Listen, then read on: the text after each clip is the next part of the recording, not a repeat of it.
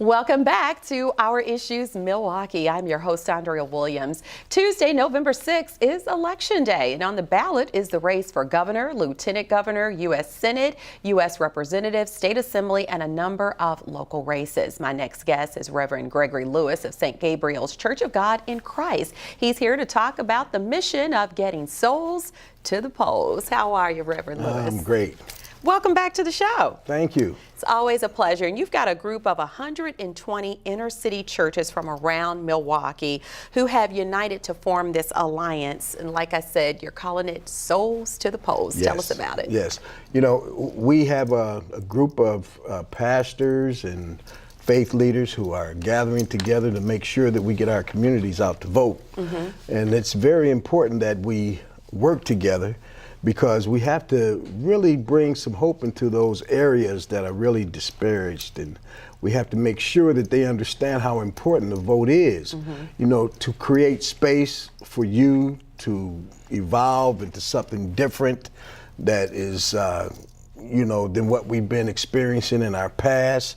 At some point, we have to make a move towards developing to some positive energy in these areas, so we're really concentrating on those areas. Yeah, and so not only are you helping people get registered to vote and taking them to the polls, you also are helping people secure the proper voter photo ID they need in order to vote, right? Yeah, we're canvassing all over the north side. You're going door to door? Door to door, Wow. canvassing. As a matter of fact, we had about 40 faith leaders about 3 weeks ago canvass a 80 square block radius, and we canvassed from 11th Street to the 1st Street and 22nd Street, all the way down from Burleigh to North Avenue, that whole square area.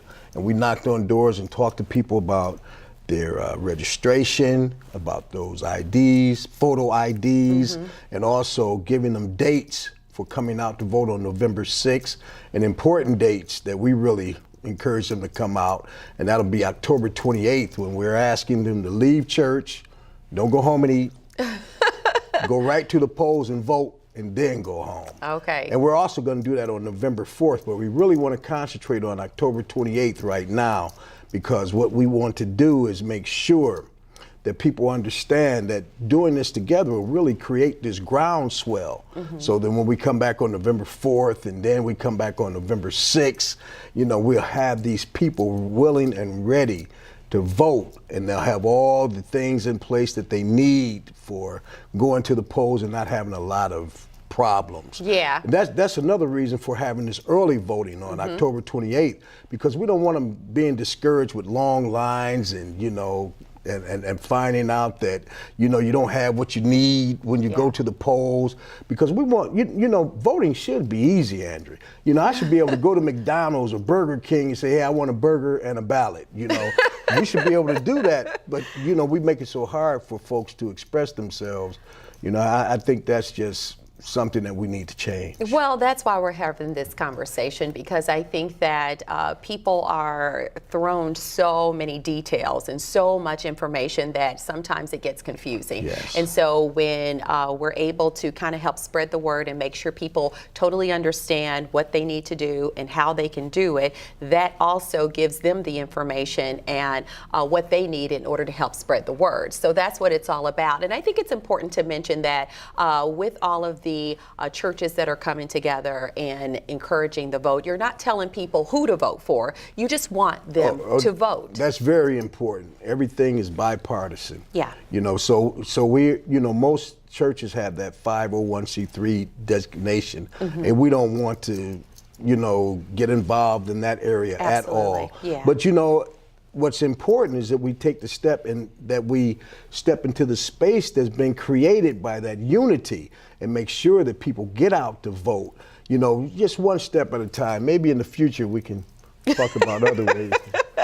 Well, you guys are actually using a blueprint from a successful initiative in North Carolina and Arkansas. So you've seen this initiative work in other places, and you've actually taken it to the grounds here in Milwaukee, and you're seeing a difference just by the people talking about it, right? Yeah, sure. And and then the church, the church is this is our business. Mm-hmm. We don't have much else going on. It's not a lot of businesses. We don't own a lot of things, but we do have churches. Mm-hmm. This is our rock. And without the church, not much happens. That's why we really want to involve our church community, because now, like you said, in other places it's worked. And it's worked here before because we've done this before. Okay. During the recall, when we got folks out to vote, and it was really successful. It was 86% of the eligible voters in our area who came out to vote during that time because the church got involved. Whenever the church gets involved, things happen. Oh, yeah. And I mean, we've seen on many occasions you have elected officials who go to the church and church leaders to help get their word out, whether it's dealing with, infant mortality, gun violence, whatever the case. The church, they really do need your help in getting that message across. So, and I'm glad you spoke of statistics, because in 2016 elections, there were 40,000 fewer voters in Milwaukee than in 2012. 29,000 were African American, and over 9,000 had no voter ID. So when you talk about this type of initiative, that's why it is so important. So you guys are doing this house-to-house canvassing. It's led by Anita Johnson, who is a voter registration specialist from Vote Riders. So we definitely want to give her her props. She is great. Really, I wouldn't even want to do this without her, Andrea. Anita is great, and she is hard working. She's probably out there right now doing what needs to be done. Understandable. And so some of the issues that those in the church and in the neighborhoods would be concerned about include jobs, health care, police accountability, safe streets, and quality schools, right? Definitely. And if you don't vote, a lot of people just don't believe their vote counts. Mm-hmm. But if you don't vote, I don't think you should complain. You can't. Because we're 40.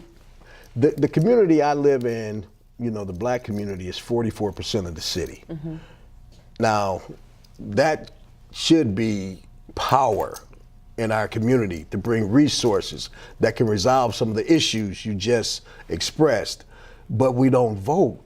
So when it comes time for politicians to have to be responsible, they don't really have to even pay us any attention, because they pay attention to those who are expressing themselves through that powerful thing we call the vote. And I believe that it's the third most powerful entity that we have in America. I think first is money, then is land, but then the third one is the vote. Mm-hmm. And everybody can do that one. Okay. And we ought to be doing it. You're about to have church up in here.